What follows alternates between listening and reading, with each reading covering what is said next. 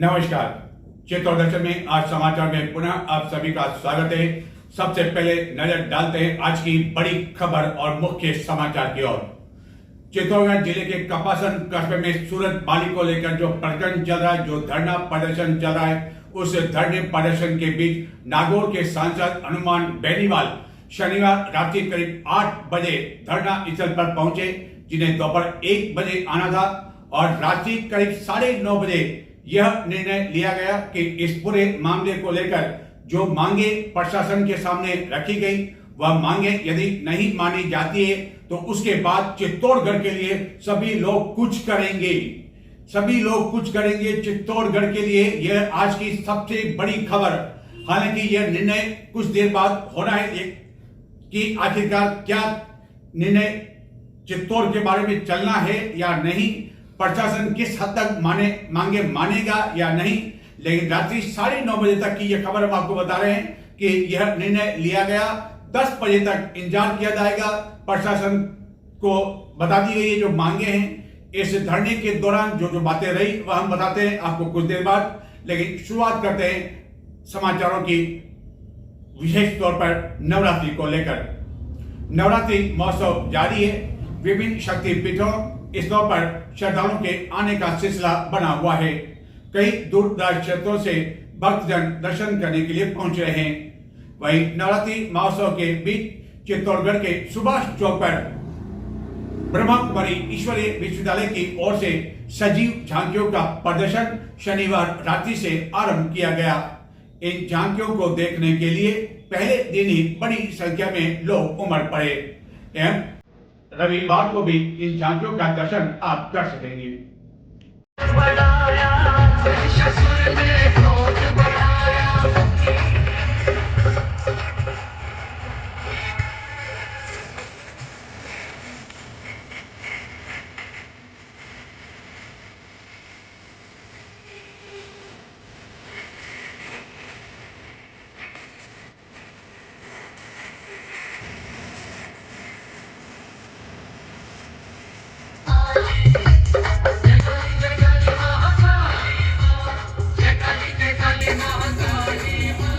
पिता ब्रह्मा कुमारी ईश्वरीय विश्वविद्यालय द्वारा नवरात्रि के पावन पर्व पर चित्तौड़गढ़ में सुभाष चौक पर चैतन्य 9 देवियों की झांकी का आयोजन हुआ है, जिसमें माता रानी के 9 स्वरूपों का दर्शन किया जाना है। और इसमें माता रानी के जो 9 स्वरूप है उनका एक आध्यात्मिक रहस्य है। जैसे माँ शैलपुत्री है, माँ सिद्धिदात्री है, कालरात्रि है, ब्रह्मचारिणी है, माँ कात्यायनी है।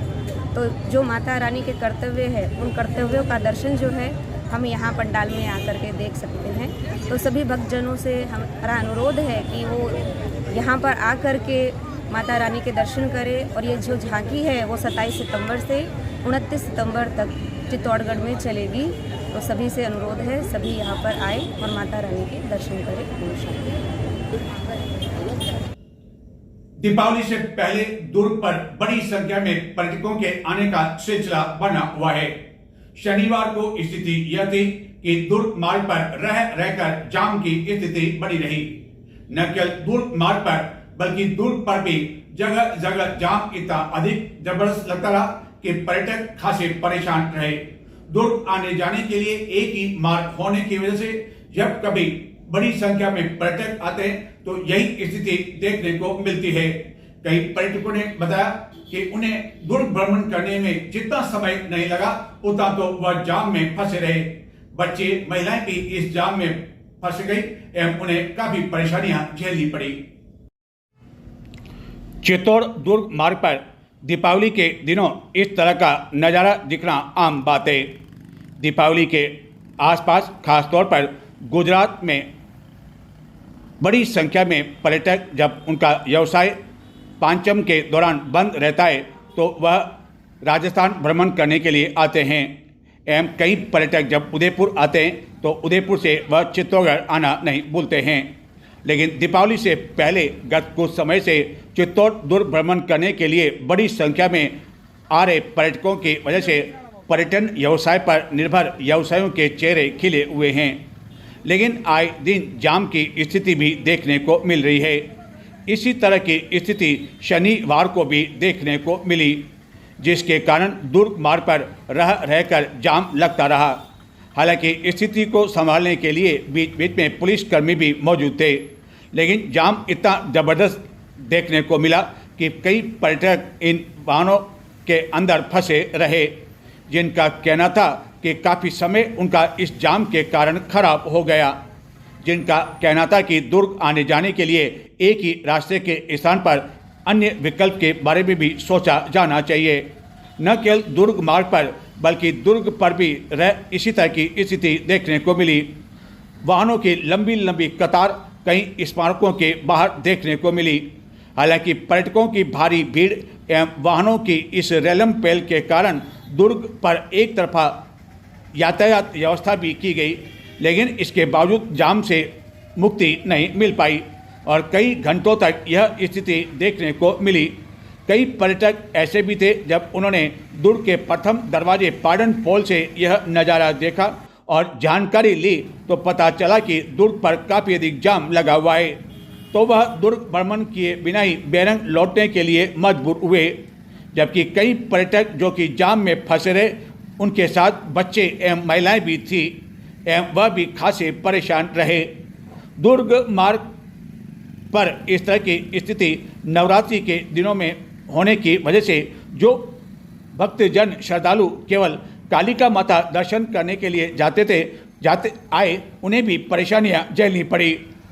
जिनका कहना था कि वह केवल नवरात्रि के कारण कालिका माता मंदिर में दर्शन करने के लिए आए, लेकिन उन्हें नहीं पता था कि जाम की इस तरह की स्थिति बनी रहेगी और अब रविवार यानी कि 28 सितंबर को अवकाश का दिन है, तो पुनः इस तरह की स्थिति होने की संभावना से इनकार नहीं किया जा सकता है।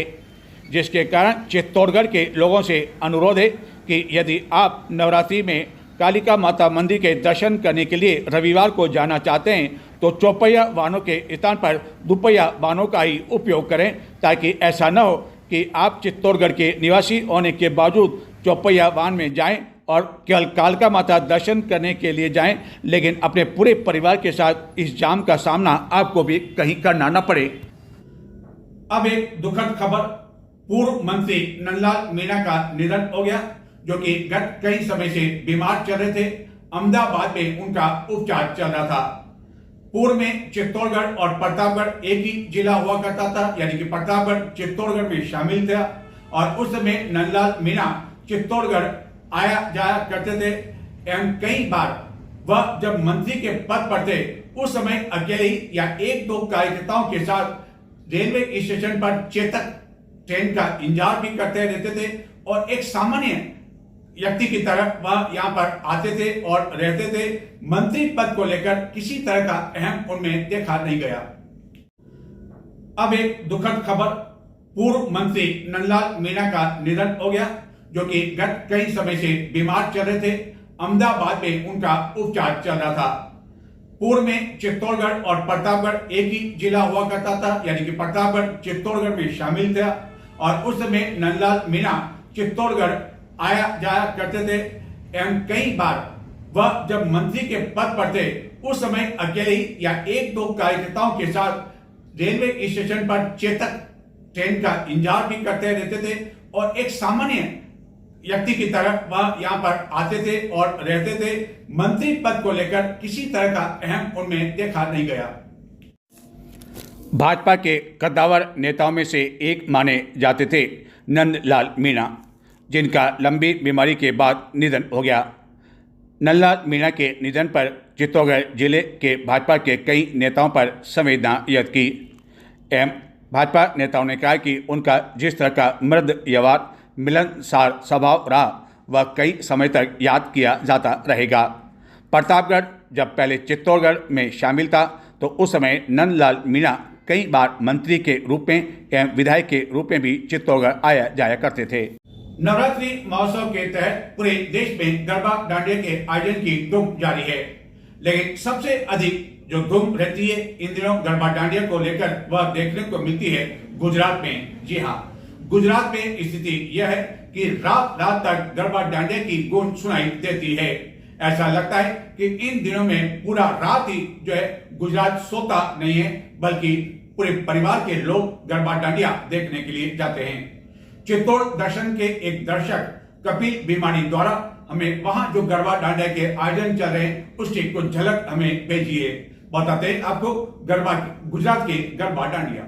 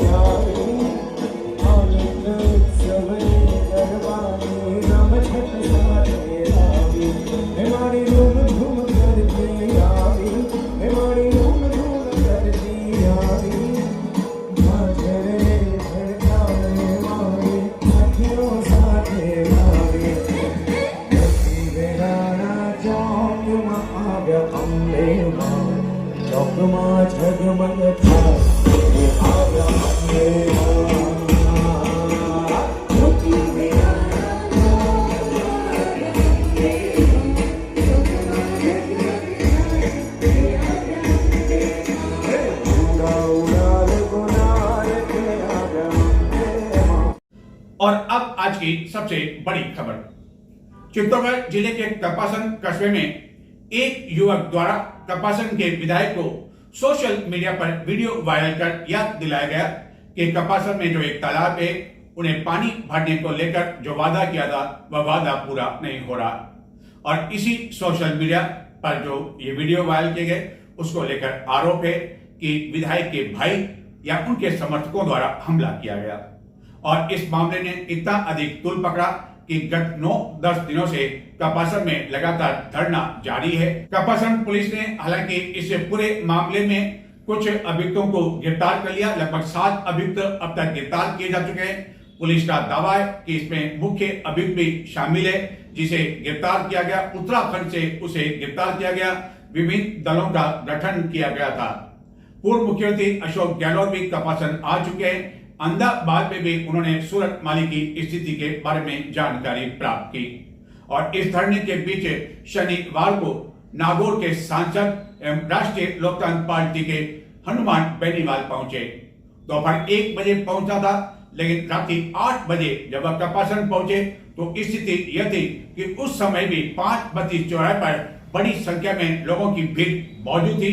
1 बजे से उनका इंतजार कर रही थी और उन्होंने इस पूरे धरने को लेकर घटना को लेकर सरकार पर भी हमला बोला, पुलिस प्रशासन पर भी हमला बोला। उन्होंने कहा कि यदि इस मामले में विधायक की यदि कोई भूमिका है तो वह मुख्यमंत्री से कहेंगे कि उनसे भी पूछताछ करने के लिए निर्देश प्रदान किए जाए। और उनके भाई की यदि भूमिका है तो कपासन विधायक को चाहिए कि वह अपने भाई को कानून के हवाले कर दे और सूरत माली के उपचार का पूरा खर्चा सरकार द्वारा उठाया जाए।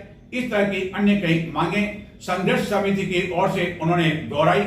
रात्रि करीब 9:30 बजे मंच पर उन्होंने यह निर्णय दिया कि 10 बजे तक प्रशासन को विचार विमर्श करने के लिए समय देते हैं और उसके बाद निर्णय लिया जाएगा कि आखिरकार इस मामले में अब क्या करना है। क्या सभी लोगों को चित्तौड़गढ़ की ओर कूच करना है या कलेक्ट्रेट चौराहे पर धरना देना है। उन्होंने यहां तक चेतावनी दी कि न्याय नहीं मिला तो चित्तौड़गढ़ से बड़ी संख्या में लोगों की भीड़ के साथ वह जयपुर के लिए कूच करेंगे।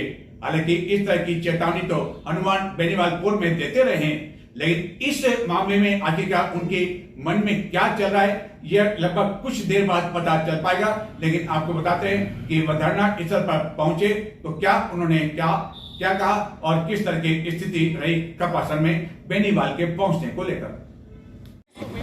चित्तौड़गढ़ जिले के कपासन कस्बे में सूरज माली नामक युवक पर किए गए प्राणघातक हमले का जो मामला चल रहा है, धरना प्रदर्शन चल रहा है, लगता है कि वह मामला अब अंतिम मोड़ पर आ पहुंचा है। जहां की शनिवार को नागौर के सांसद हनुमान बेनीवाल को दोपहर 1 बजे पहुंचना था, लेकिन वह पहुंचे रात्रि 8 बजे और रात्रि 8 बजे तक भी कपासन में बड़ी संख्या में लोग उन्हें सुनने के लिए मौजूद थे। सूरज माली को न्याय दिलाने के लिए मौजूद थे। लोगों का अभी भी कहना है कि पुलिस ने असली अपराधियों को गिरफ्तार नहीं किया है, जिसके कारण वह इसी तरह की तख्तियां लेकर धरना स्थल पर पहुंचे। बेनीवाल ने धरने को संबोधित करते हुए कहा कि इस पूरे मामले में कपासन के विधायक की यदि भूमिका है तो मुख्यमंत्री को कहेंगे कि उनसे भी पूछताछ करने के लिए पुलिस को दिशा निर्देश दिया जाए, या उनके भाई की यदि भूमिका है तो विधायक को चाहिए कि वह अपने भाई को कानून के हवाले कर दें।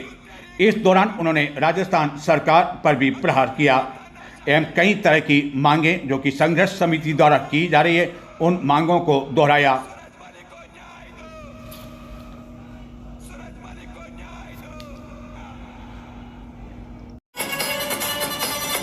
हमारे बीच में हमारे योद्धा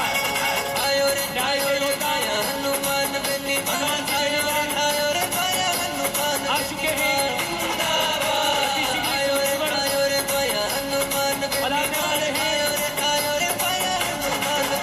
उनके साथ हनुमान जी के साथ पूरी टीम आपका मेवाड़ की धरती पर स्वागत अभिनंदन, कपासन की धरती पर अभिनंदन कि आप भी सूरज माली को न्याय दिलाने के लिए पर बढ़ रहे हो।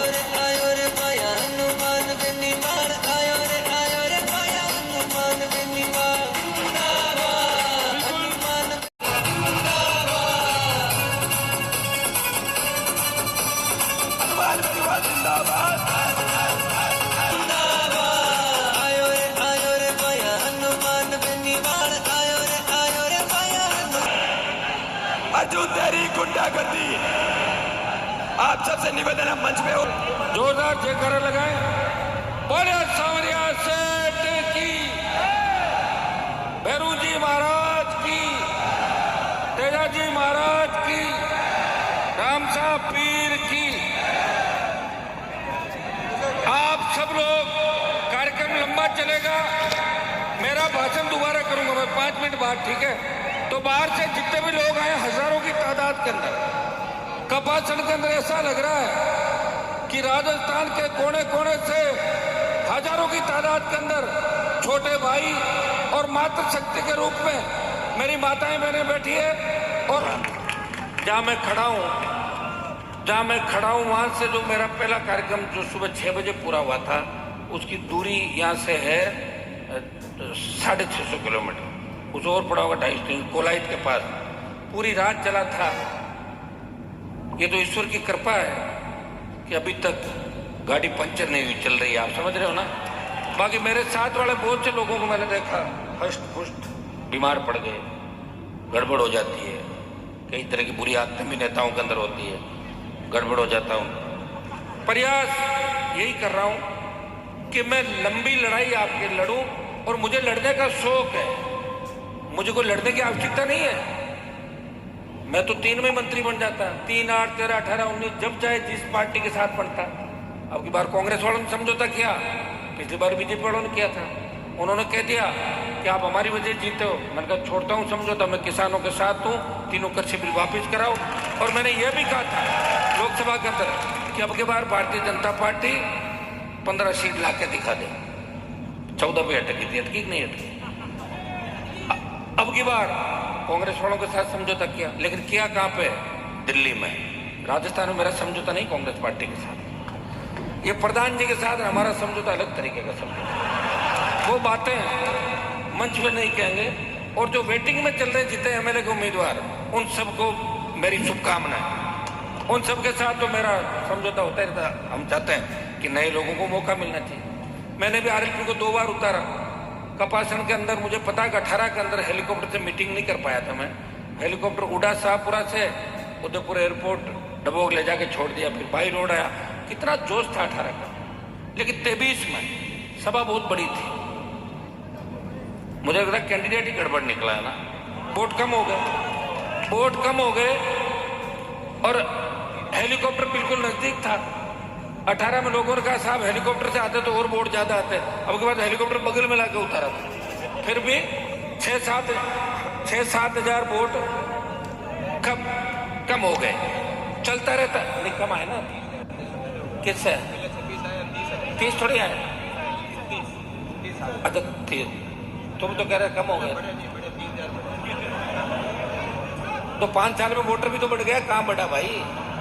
5 साल में 10 हजार वोट बढ़े, 3 ही आए। इसका मतलब कम ही हो गया वोट। क्यों प्रधान जी? बच्चों की इच्छा थी।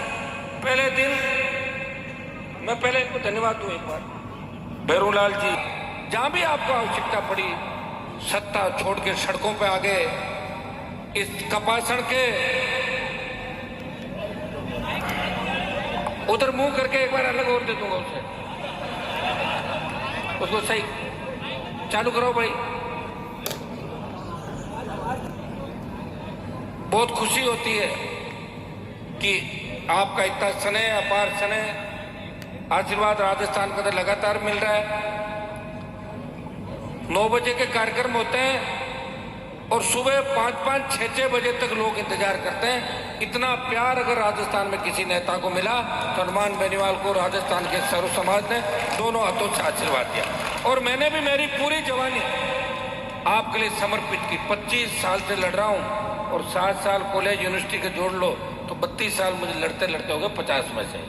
कितने साल का लड़ना चालू हो गया था आप लोगों भाइयों। लड़ते लड़ते समय कैसे निकल गया। मैं थका नहीं, मैं रुका नहीं और 28 का मिशन दे दिया आपको कि मिशन 28, 13 से 18, 18 से 23। तुम थके, 3 से 0 पे ले आए, मैं नहीं थका। मैंने कहा मिशन 28, क्योंकि देश के अंदर लोग कहते हैं कि राजस्थान वो राज्य है जहाँ क्षेत्रीय पार्टियां नहीं चलती। वहां तो लोग बच्चों की चीख पुकार को प्रधानमंत्री के सामने कोई लेकर आया। नागौर का सांसद, डूंगरपुर बांसवाड़ा का सांसद, नगीना का सांसद, तीनों बेल में घुसे और प्रधानमंत्री का ध्यान आकर्षित कराया कि हमारे बच्चे कैसे गए। इस प्रकरण की सीबीआई जांच होनी चाहिए। भाइयों मामले हमारे पास बहुत से होते हैं, लेकिन कौन से मामले में हमें संवेदनशीलता के साथ चलना होता है, हमें खुद ही तय करना है। कपासन की घटना हुई, आप लोगों का टेलीफोन मेरे पास आया, मुझे पता था कि मुझे आना पड़ेगा लास्ट में, और मेरे आने के बाद ही जो इसका फैसला होना है वो फैसला होगा। अब गिरफ्तारी से आप राजी मत हो ज्यादा कि कुछ लोगों को गिरफ्तार कर लिया, जमानत भी जल्दी हो जाती है, जानते हो आप। कल को ये तो भूल जाओ और कहते छोड़ दिया जमानत हो गई, क्योंकि कोर्ट के अंदर भी पुलिस मजबूती से सरकार पैरोकारी करे कि नहीं करे, इस बात का भी इसके अंदर लिखो आप। किस केस को ऑफिसर स्कीम में लिया जाए और 6 महीने या 1 साल के अंदर इस केस की ट्रायल हो। सरकार सब गवाहों को सुरक्षा दे, सब जो लोग हैं उनकी मदद करे, क्योंकि सरकार का विधायक है भाई, उसके खिलाफ बोलने से पहले 10 बार लोग डरते हैं। और इसके अंदर इसको सजा दिलाएं, ये भी बात अपने इसके अंदर अपने को शामिल करनी है। ये आप लिख लें प्रधान जी। किसलिए बनाया डाक बंगला? कपासन में वार्ता होगी और उन बदमाशों का इलाज हो, वो लंबे समय तक सलाखों के पीछे रहे और दोबारा ऐसी हरकत नहीं करे, और पुलिस उनका कपासन और चित्तौड़ के अंदर जुलूस निकाले पकड़ के। ये कपासन के लोगों की इच्छा है। और इस जांच के अंदर अगर विधायक की खुद की भूमिका आती है तो मुख्यमंत्री जी से कहना चाहूंगा कि भजनलाल जी, आप तो वैसे ही मोदी जी को ही श्रद्धांजलि दे देते हो, इतने मजबूत हो, तो या तो श्रद्धांजलि देनी ही नहीं है, खाली पकड़ के पूछताछ करनी है, करवा दो पकड़ के पूछताछ, ये तो लोग राजी हो जाएंगे। और हम ये नहीं कह रहे हैं किसी को गलत फंसाओ, जो भी सबूत देखे, जो वीडियो देखे और जो आवाजें सुनी अलग अलग, उनके अंदर साफ साफ दिखाई दे रहा है कि जिन लोगों को आपने पकड़ा है वो भी पूरे नहीं पकड़े गए, उनमें षड्यंत्र करने वाले भी बच गए और कुछ मुख्य आरोपी जो मौके पे थे वो भी बचे हुए हैं। मेरी भजनलाल सरकार से मांग है कि हमारी पहली मांग कि तमाम आरोपी सलाखों के पीछे हो, ये सरकार हमें आश्वासन दे। और सरकार हमें ऐसी बात कहे, सरकार की बात मानता कौन है? सरकार रात को कहती है और दिन में बदल जाती है। लो भजनलाल होश में आओ, अधिकारों के भरोसे राजस्थान को बर्बाद मत करो, अपने बीजेपी के नेताओं का भी सम्मान करो, कांग्रेस आरएलपी को कुचलने का काम मत करो। नहीं है किसी को पानी पेशाब करके आना तो वही जा सकता है, बाकी नहीं। बाकी हम अगला करेंगे, इतनी देर बाद चलना है, सबको चलना है और गाजे बाजे के साथ कलेक्ट्रेट की ओर चलेंगे। आधे घंटे वेट कर लेते हैं, आधे घंटे में अगर कोई बात होती ठीक है तो आधे घंटे के बाद चित्तौड़गढ़ की तरफ चलेंगे। धरने प्रदर्शन को संबोधित करते हुए सांसद हनुमान बेनीवाल ने संघर्ष समिति की जो मांगे हैं वह दोहराई और यह अंतिम निर्णय लिया गया कि जिला प्रशासन धरना स्थल पर आकर बात करे या जहां भी उन्हें बुलाया जाए आसपास वहां बात करने के लिए तैयार हैं। और यदि प्रशासन इन मांगों को मानने के लिए तैयार नहीं होता है तो लोगों को चित्तौड़गढ़ कूच करने का आह्वान किया गया और रात्रि करीब 10:30 बजे तक यह तय होगा कि आखिरकार इस धरने में अंतिम निर्णय क्या होता है। क्या धरना स्थल पर जो लोग हैं चित्तौड़गढ़ के लिए कुछ करेंगे या नहीं, या आश्वासन से काम चल जाएगा, या लंबा धरना अभी कपासन में ही चलेगा, यह इस समाचार के कुछ देर बाद ही स्पष्ट हो पाएगा।